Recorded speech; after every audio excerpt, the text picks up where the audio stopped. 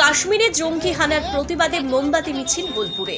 কাশ্মীরের পেহেলগাঁওয়ে ভয়াবহ জঙ্গি হানায় কতগুলি নিরীহ মানুষের প্রাণ হারিয়েছে। সেই ঘটনার প্রতিবাদে গর্জে উঠেছে সারা দেশ। প্রতিবাদে সরব হয়েছে জাতি, ধর্ম, মত নির্বিশেষে সকলেই। এমনকি বিভিন্ন মহল থেকে তীব্র প্রতিবাদ জানানো হয়েছে এই নিন্দনীয় ঘটনার।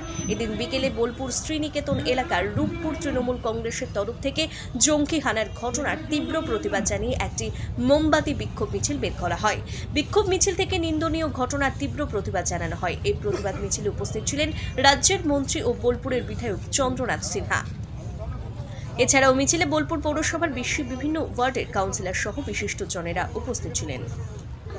কাশ্মীরের পহেলগাঁওয়ে বৈশহরে যে মর্মান্তিক সন্ত্রাসবাদীরা হিন্দু পর্যটকদের খুন করেছে এবং সেখানে বাংলারও 3 জন ছিল, তাই তার প্রতিবাদে আজকে আমরা রূপপুর অঞ্চল কমিটির উদ্যোগে এবং 1 নম্বর ওয়ার্ড বোলপুর শহরের 4 নম্বর ওয়ার্ডের উদ্যোগে আমরা এখানে একটা মোমবাতি মিছিল করলাম তাদের আত্মার শান্তির উদ্দেশ্যে।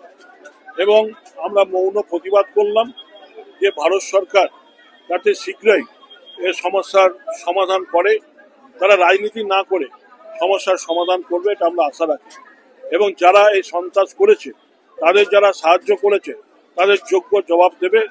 এবং সর্বদলীয় বৈঠকে সমস্ত বিরোধী দল সরকারের পাশে দাঁড়িয়েছে এই জন্যে যে সন্ত্রাসবাদী যত ভারত থেকে চিরতরে নিপাত যায় তার ব্যবস্থা করার জন্য। তাই আমরা এখানে করেছি এবং আমাদের জেলা সভাপতি অনুব্রত মণ্ডলের অনুমতিক্রমে আজকে এই সভাটা আমরা করতে পেরেছি। এখানে আমাদের প্রায় সমস্ত কাউন্সিলররা উপস্থিত ছিলেন, আমাদের রূপপুর অঞ্চল এবং ৭ অঞ্চলে নেতৃত্বরা উপস্থিত ছিলেন। রূপপুরের প্রধান, উপপ্রধান থেকে সমস্ত এবং ৭ উপপ্রধান থেকে সবাই এসে উপস্থিত হয়েছিলেন এই সভাটাকে শোক সভাটাকে সাকসেসফুল করার জন্য।